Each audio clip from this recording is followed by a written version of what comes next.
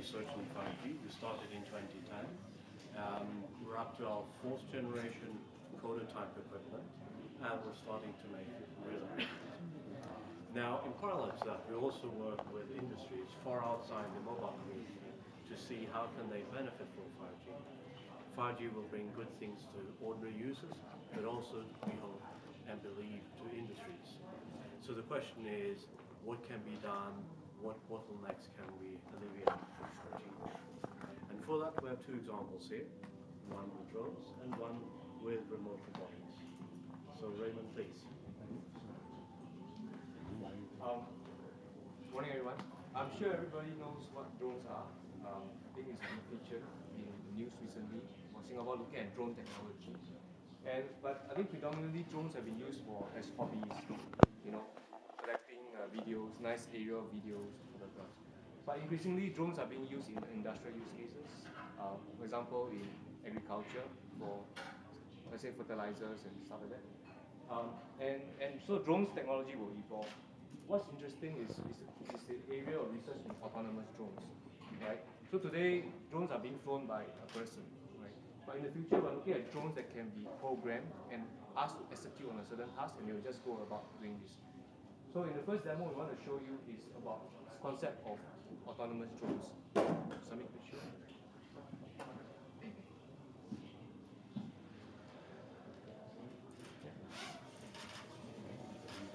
So you can see these drones are programmed to fly a certain path. They avoid collision of each other.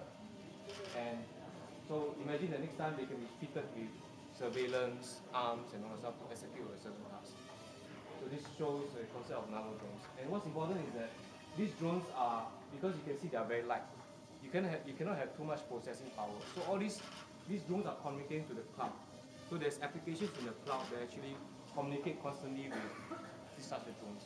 And that's where 5G comes in, because you need to have a very reliable, low latency network like 5G to enable this communication channel. Right? So the second part of the demo is showing something else. Everybody heard of drone swarms? I think recently in the newspaper there's a report about the US military doing research on drone swarms. So imagine you have a swarm of drones, 100 drones, and asked to, doing military purposes. But in the case of consumer, you can think of this, what I'm demonstrating here is a drone that is programmed to follow a master drone.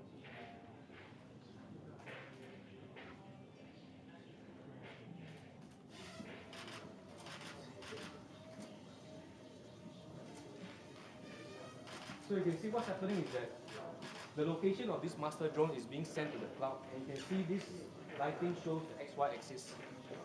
So, and this location is being sent to the second drone. The second drone will just follow the first drone.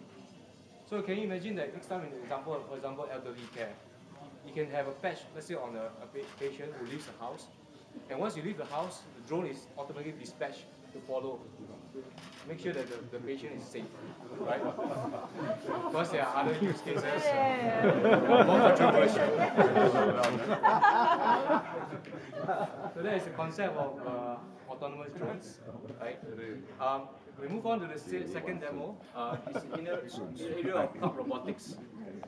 So